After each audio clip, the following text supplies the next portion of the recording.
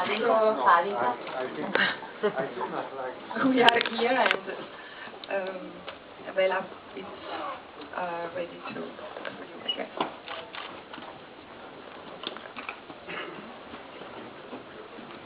Okay, I'm back. If you want, you can kill me, or you can say something, or that's all. Up to you.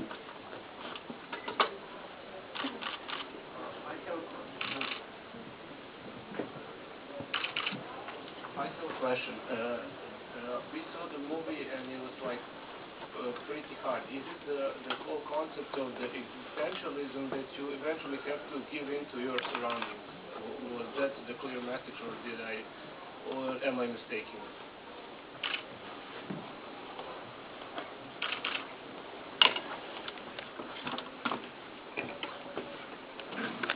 It is too sophisticated for me.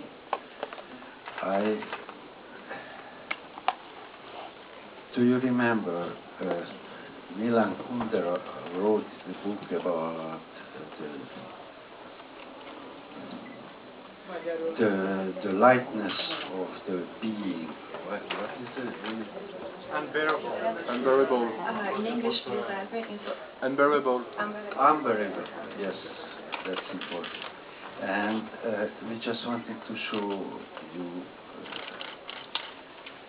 the heaviness of the being. You know, it's every day our life became shorter and shorter, which is terrible thing. And I was thinking a lot since I don't know how many years, how can I speak about this? And how can I explain something about this fucking death which is coming and it's in front of us, and how we can speak about these things without any somebody said this movie talking about the apocalypse now, because the apocalypse is a big and huge event. Looks like a TV show, And I just wanted to show you how the life getting weaker and weaker day by day, and by the end just disappear. That's all.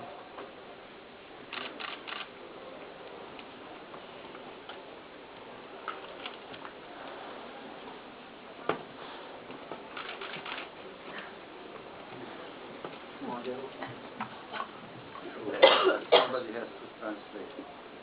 That's nyugodt. Tőlem nyugodt. Azok, ami visszajöttek a szélből, amikor elmentek, hogy jobb legyen.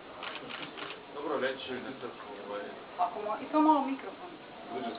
zašto je razlog da se vraćaju, da su napustili?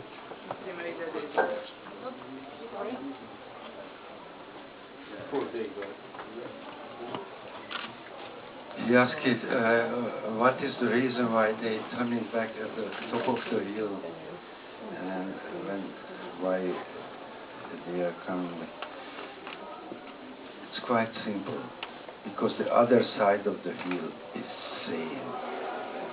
No reason to go. No reason to go. You cannot get anywhere better life. You cannot get anywhere better conditions. This was my experience since I don't know how many years.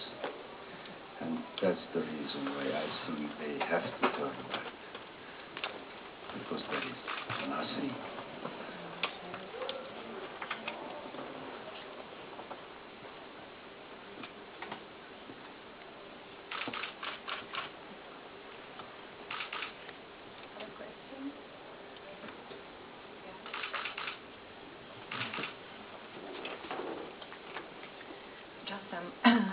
Technical questions. How long did you work about the script and the pre-production of this movie? On one hand, we could say the script was very fast. One hand, we could say the script it was the longest. But yeah, it was a long time, you know, because the question is, what is happened with the horse? It came out by Laszlo Krasnorka. It was at the beginning of the 80s. And since 1985, I was thinking about this question, what is happened with the horse? And time to time, between two movies, we were talking and the question came up. But anyway, when we interrupted the shooting of The Man from London, Laszlo came and said, okay, you know, because that time I had a really bad mood. And he came and he said, okay, let's thinking and talk about the horse. And we started to speak about how and what can we do with the horse. And we had a lot of fight. And then he was terribly upset. He ran away. And 2 days later, he was sending a text, which it was so beautiful, very, very excellent literature, and that's all. And afterwards, we decided, okay, let's go ahead and try to do this one.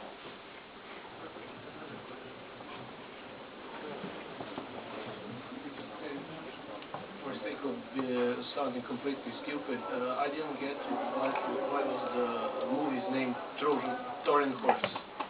I didn't get the reference. It's not a stupid question. The reason is coming from Mr. Nietzsche, because he was the guy who met with the horse in Torino, and he was the man who created, you know, the whole Übermensch theory. When you know, we know well the Nietzsche stuff. Nietzsche said the God is dead, and everything is depending by the people, and everything is depending by the Übermensch, who is upper than the God. Because the God is dead, it's quite easy. But you know, a man who created the ideology, which is every power in the humanity, and then when he's crossing the square, he just met with the tortured horse, and the whole theory collapsed. And he said, okay, it's over. He was protecting the horse with his body, and then he collapsed. And the next 10 years he didn't say anything, and that was over. But the reason, you know, it is a very well-known story about Friedrich Nietzsche and the difference between the reality and the theories and the ideologies. But anyway, nobody asked him what has happened with the horse. And this is the question which has moved me and all of my friends and collaborators.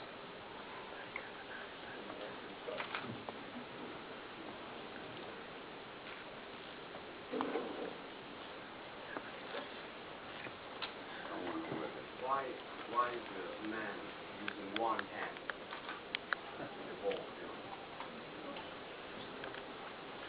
Ask him. Ask him. You know, you never know what could happen with a man or a woman or how many things. We just wanted to show you he has a faith, something what he has done, and something which he has a past, you know. one hand, and the other hand, he needs someone who helps him, because he cannot dressing up alone. And this fucking handicap situation locked them. She cannot leave him because she has to protect him, she has to help him, because he's not able to do a lot of things alone. What you can do and I can do.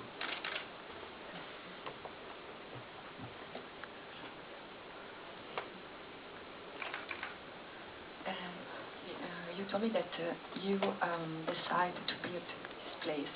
It's a place that you find the place, the land, the location, but it was empty, and you decided to build the place and the coast, the houses. I want to know, I know we discussed about this, but how you choose this location? You told me very good reason, and in which season did you shoot the film? You know, now is a serious question, but it looks like not serious. Serious because now we are talking about the main issue. You know, when you are doing a movie, you have to know the location is one of your main character. And the location has a face, like the actors has a face, and the location has a spirit, and the location it's terribly important. And this is the reason when I'm doing the location hunting in a terribly carefully, and of course the same situation with the music, because I really like to know the music before the shooting, because one of my main characters, and I like to know when I will hear it, the music, when I don't want to hear it, and I really want to know what I will hear it, and you will hear it, of course.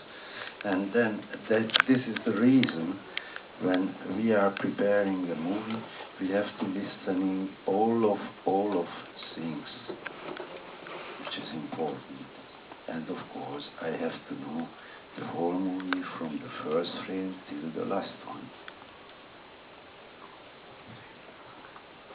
You used to work since long time with the same screenplayer and the musician, the composer. It's a sort of your family team. Yeah, and I'm working with Agnes, and I'm working with the same Dolly guy since 27 years. All of my crew is really looks like friends, because I hate to talk and I hate to explain anything about shooting. I like to go there and I tell them, okay, here is the opening frame, and then the next position, then it's coming this, let's try to do. That's simple. And maybe this is the reason, and of course I have another reason, because our point of view is similar, and we don't need to talk about the art. We are just talking about the life, what is happening. You know, it's nice to speak about how is your children and how is your daughter or something, you know. This is serious. To talking about the art, it's very dangerous. Don't do it if you are doing a movie. Just listening for the real people.